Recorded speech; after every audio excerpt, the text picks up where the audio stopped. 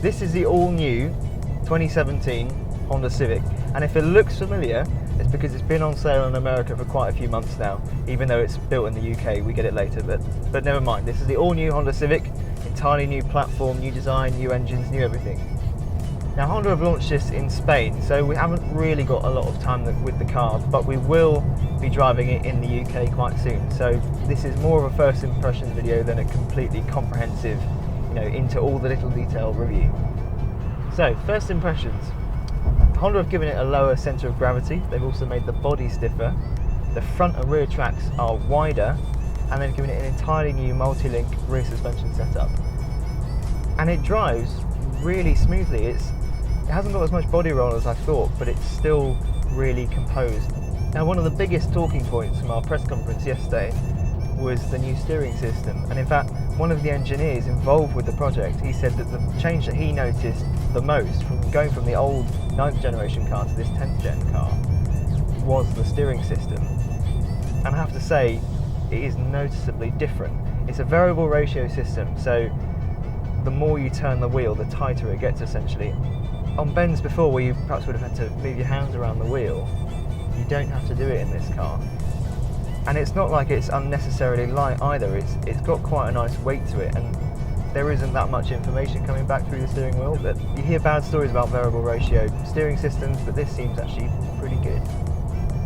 As for gearboxes, you can get either a CVT gearbox or a 6-speed manual. Now the CVT, I've never been a massive fan of CVT gearboxes because I just don't like the way that the revs rise and fall depending on whether you need power or whether you're driving for economy, and the fact that they just hold themselves at a certain revs. I don't like the sound and that sensation. But on the CVT gearbox in the Civic, they put a bit of software in that means the revs will sometimes, you've got paddles behind the steering wheel, so they'll rise and fall as if it was an automatic. And for me that seems a little bit pointless, mainly because the whole point of a CVT gearbox is it'll give you constant revs when you need the power, and it'll hold them quite low down when you need the economy. So surely giving it software that brings it up and down like a manual or an automatic gearbox kind of defeats the point. So I suspect that's just because people like me complain about them so much that they've done something about it. As for the 6-speed manual, that's the one we're driving at the moment. It's a very, very nice gearbox to use. It feels slightly shorter and just slightly slicker than the gearbox in the old 9th generation Civic, so yeah, good gearbox. Engines. You've got 2 turbocharged engines at the moment. There will be a diesel at some point. For the time being, you've just got 2 turbocharged petrol engines. The first one is a 1 litre 3-cylinder with 127 brake horsepower and 130 foot-pounds of torque, roughly. There aren't any performance stats yet, because Honda just haven't done them, but the 1 litre will get about 60 miles to the gallon. The other petrol engine is a 1.5 litre turbo 4-cylinder, and that replaces the old 1.8 litre. That's the car we're driving at the moment. It's got 180 brake horsepower and 177 foot-pounds of torque.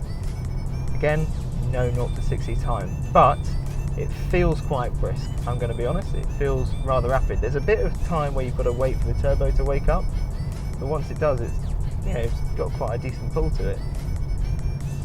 This car also has a sports exhaust, so even at low speed it sounds quite fruity. It's also quite rev happy, which perhaps wasn't expecting. You don't really always associate turbocharged engines with being particularly happy, with being revved to the red line, but this pulls all the way through the rev. Finally, there's the way it looks.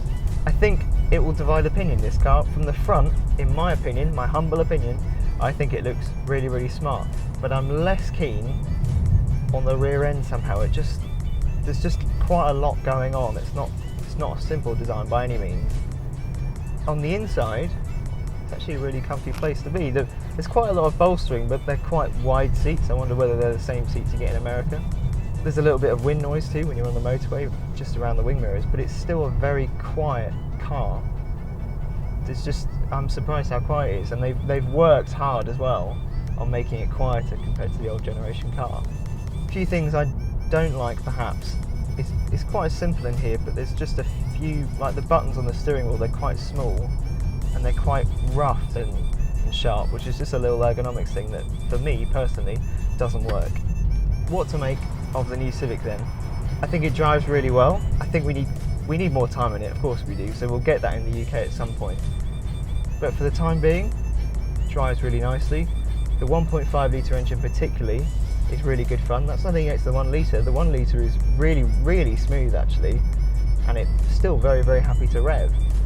The 1.5 litre would be my pick, but the chassis is really good. You can notice as well that this is a stiffer car, and yet it's still really comfortable. So yeah, I'm a fan. We need more time in it, but on first impressions at least, this is definitely a step forward.